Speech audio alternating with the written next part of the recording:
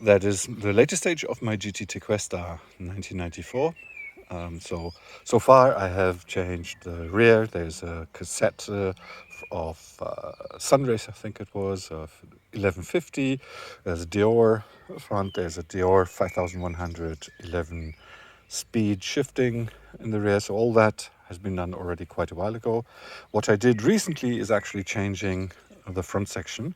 So I changed to a new fork, which is a 28-inch cyclocross fork or all-terrain fork. So not really mountain bike fork. And you see that with a nice mountain bike tire, there's really not a lot of room here. However, it's already pretty thick, so it's fine. But I will change probably to a real mountain bike fork. Don't know if it'll be a 27.5 or 29er. I guess the 29er makes a bit more sense in what I want. The difference now in this evening sunlight is a bit more pronounced because the spokes of the front wheel are black and the rear you have some silverish chrome spokes, and therefore you suddenly there's a weird difference. In other lighting conditions, it's not that big that difference, and most people probably won't even realize that this is now a 27.5 and this is a 26-inch wheel. I had to change the braking system in order for that to work, so that I can switch all different wheel sizes.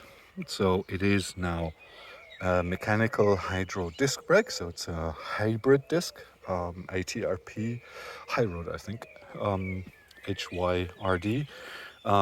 It only is a 160 brake rotor, disc brake, so that's a bit the compromise that I had to do with stuff that I have. However, the wheel is pretty lightweight. The fork is much lighter than the original fork. So now I'm about 2.5 kilos for the whole bike, which is really quite good, I think. I had also to change back to an Ergotec stem, which looks a bit weird, but I didn't want to have it too much front-wise. I tried with a different system, mounting it up here with an extender and then having even a twistable stem. But it doesn't matter if it's a twistable stem or not, it is quite a bit of an extension and it never felt really well. And of course, this way it's much lighter, it's more secure, it feels better, and therefore I will keep it this way for a while at least. Otherwise, I switched back to the Spirgrips, which I really prefer. This adapter here is for the Bindi, the Petzl Bindi headlight, because I use those in the city, but I can also use some other Petzl headlights as lights for my bike. I'm pretty happy so far. It rides really well, so the 27 certainly gives a bit more confidence in all-terrain mountain bike kind of tracks. I'm not running downhill or anything, so there's no suspension. It's a 90s bike, but it is already pretty capable, especially now with this setting. I really feel much more secure in bends or going upwards, downwards. The 27.5 really rolls much better, and this forward momentum, which you often have on these 90s mountain bikes, is really much less pronounced. So I'm pretty happy with this, and I think this will be more or less my last stage. Maybe sooner or later I will put a real mountain bike fork on it, but otherwise I think technically I will not change much on it anymore.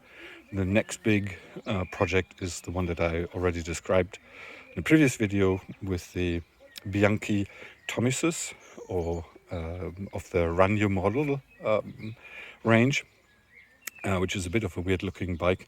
It'll be much heavier than this one because now I've really nearly got everything off the frame, and the frame itself is 4 or 5 kilos with the fork still, and there's a bit of stem and there's some parts in there. So, but I think the whole thing still is really heavy. But on the other hand, I'm pretty sure it will ride pretty well, and it will be nice to see the comparison, both of them with modern parts. Of course, I know that the Tomisos is not the greatest range, whereas the GT Tequesta is already upper middle class of the GT steel bikes in the 90s. I wish you a nice few days and update you soon. See you.